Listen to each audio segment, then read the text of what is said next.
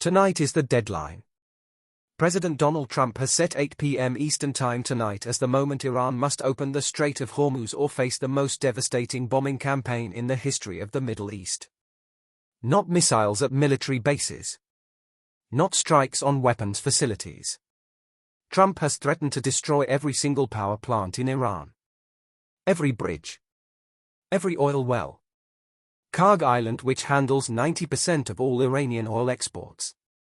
And possibly every single desalination plant that provides drinking water to the Iranian people. Military law experts are calling it potentially a war crime. Democrats in Congress are calling it a war crime. United Nations officials are calling it a war crime. And Trump is calling it leverage.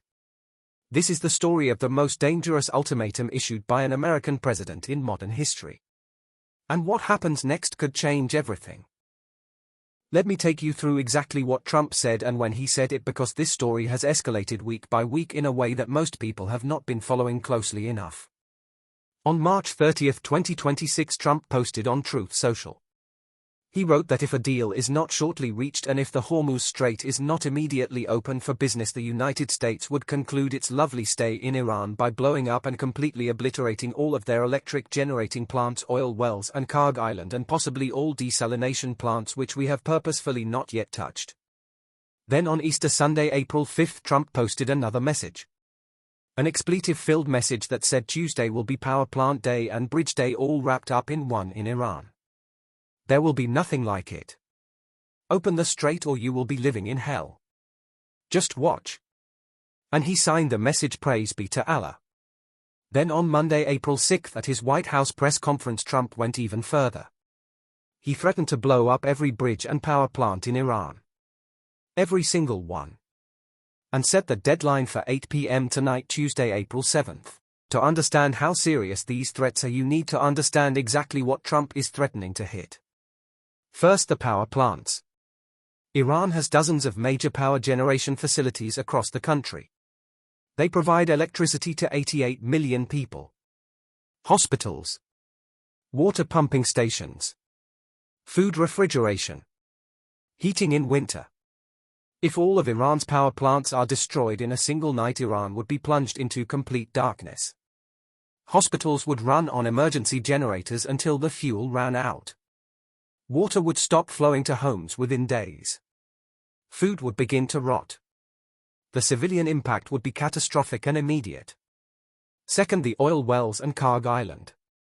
Karg Island is a small island in the Persian Gulf that handles approximately 90% of all Iranian oil exports. It is one of the most strategically important pieces of real estate on Earth. If Karg Island is destroyed or seized, Iran loses almost all of its oil revenue overnight. The economic impact would be even more devastating than the military strikes already launched. Third, and most controversially, the desalination plants. Iran relies on desalination for a relatively small share of its water compared to its Gulf neighbors. But destroying those plants would still cut off drinking water to millions of people in coastal and southern Iran. Gulf Arab states like the UAE, Kuwait, Bahrain and Qatar depend on desalination for the vast majority of their drinking water.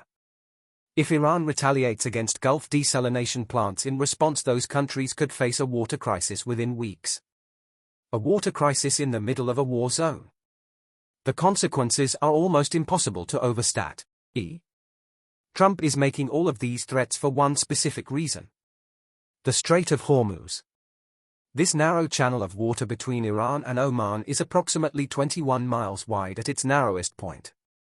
And through that 21-mile channel passes approximately 20% of all the oil traded in the entire world every single day. Saudi oil. Iraqi oil. Kuwaiti oil. UAE oil. All of it travels through the Strait of Hormuz on its way to the rest of the world. Since the war began, Iran has effectively blockaded the strait. Iranian forces have been boarding and seizing ships. Mines have been laid. Drones have been attacking vessels. The result is that global oil prices have spiked dramatically. Supply chains have been disrupted. And every country in the world that relies on imported oil, which is almost every country in the world, is feeling the economic consequences. Trump wants the strait open. The world economy needs the strait open. And Trump is threatening to destroy everything Iran has if Iran does not open it by toning. HT.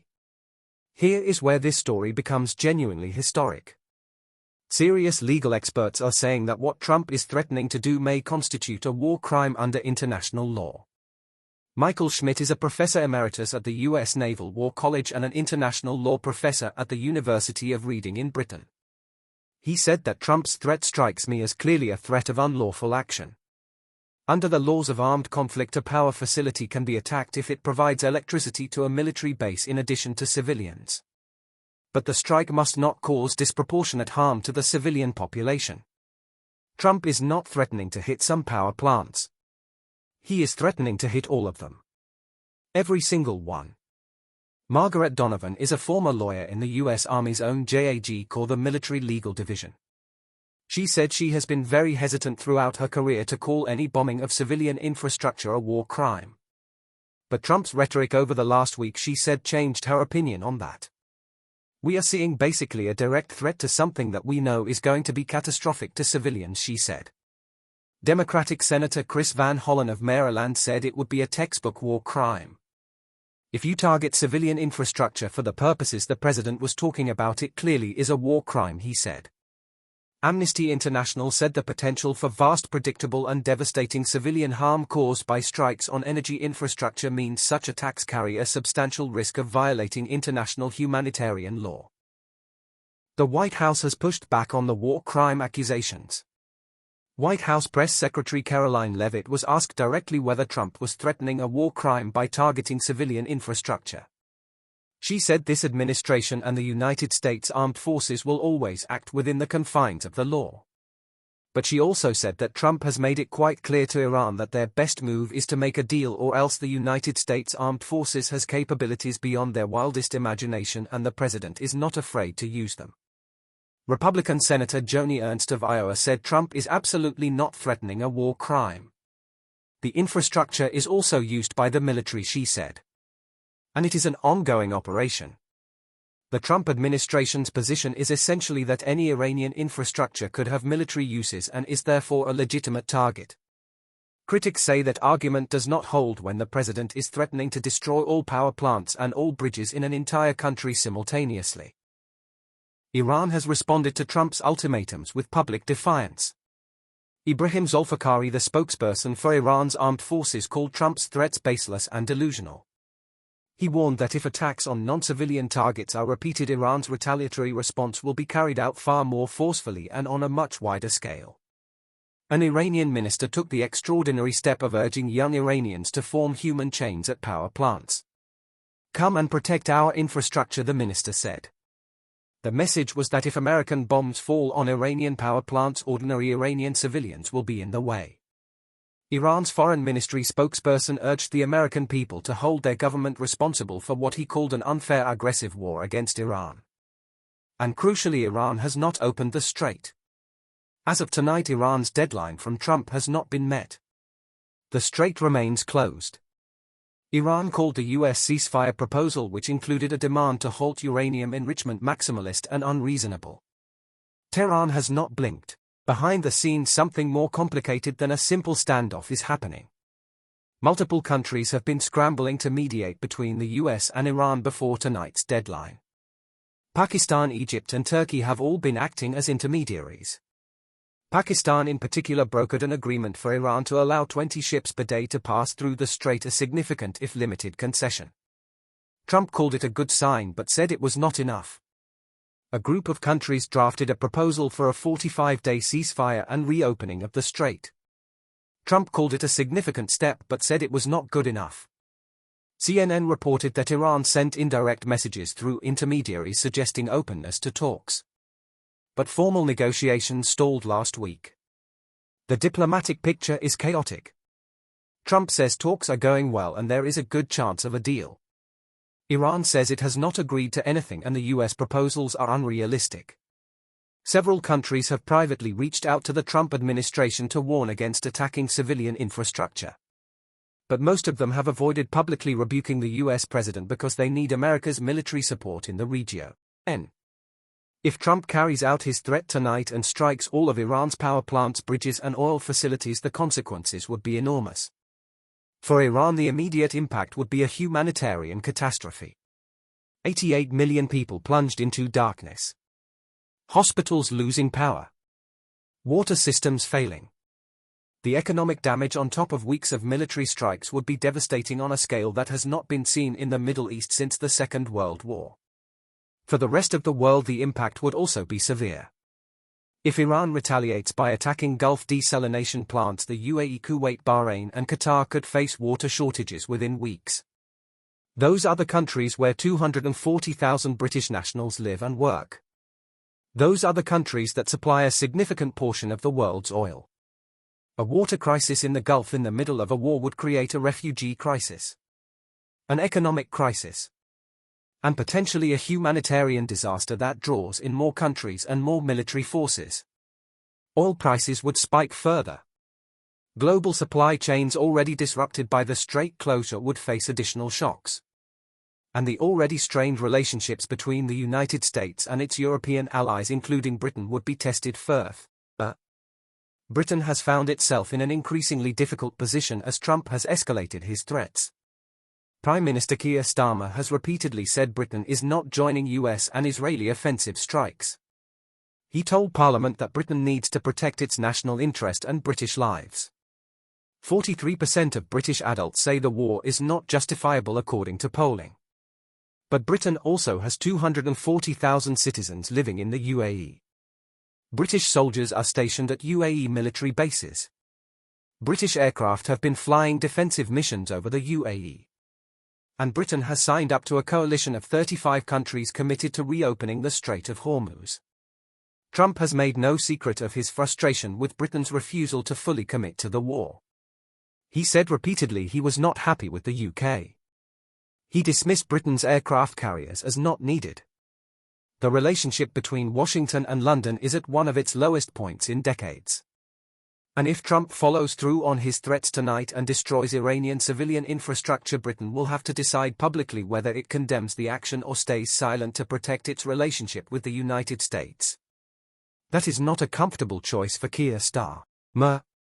One specific element of Trump's threat deserves special attention. Karg Island. Trump has not just threatened to bomb Karg Island. He has said he wants to take the oil in Iran. He has talked about seizing Karg Island. Karg Island handles 90% of all Iranian oil exports. It processes and loads oil onto tankers for shipment to China, India, Europe and the rest of the world. If the United States seizes Karg Island, it would effectively control a significant proportion of Iranian oil production. Trump has framed this partly as compensation for the damage Iran has done. His Truth Social post said these strikes would be in retribution for our many soldiers and others that Iran has butchered and killed over the old regime's 47-year reign of terror. But taking another country's oil island would be an act of imperial seizure that has not happened in modern international relations. It would set a precedent that almost every country on earth would find alarming. Even America's closest allies have been privately horrified by the suggestion. Step back from the immediate drama of tonight's deadline and look at what has happened over the last 5 weeks. The United States and Israel launched a war against Iran to achieve regime change. They killed the supreme leader.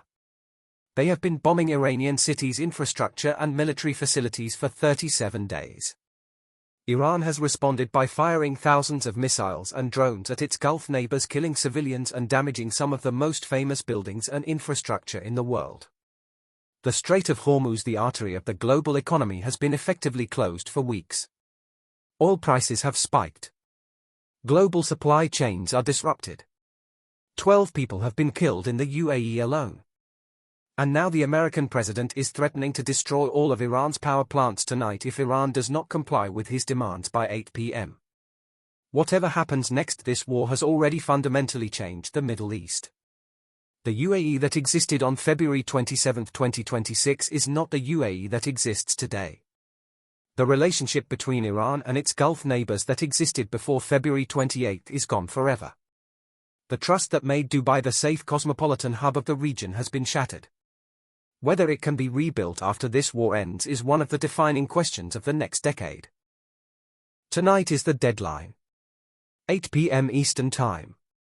Trump has threatened to destroy every power plant, every bridge, every oil well, and possibly every desalination plant in Iran.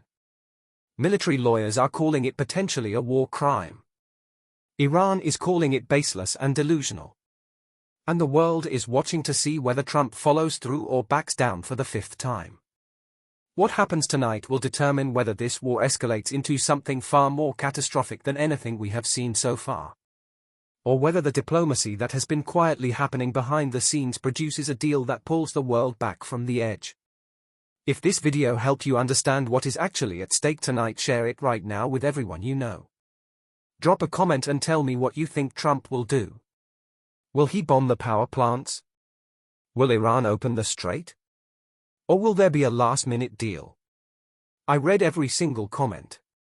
Subscribe to Britain Red Dot for live updates on this conflict as it develops. Thank you for watching.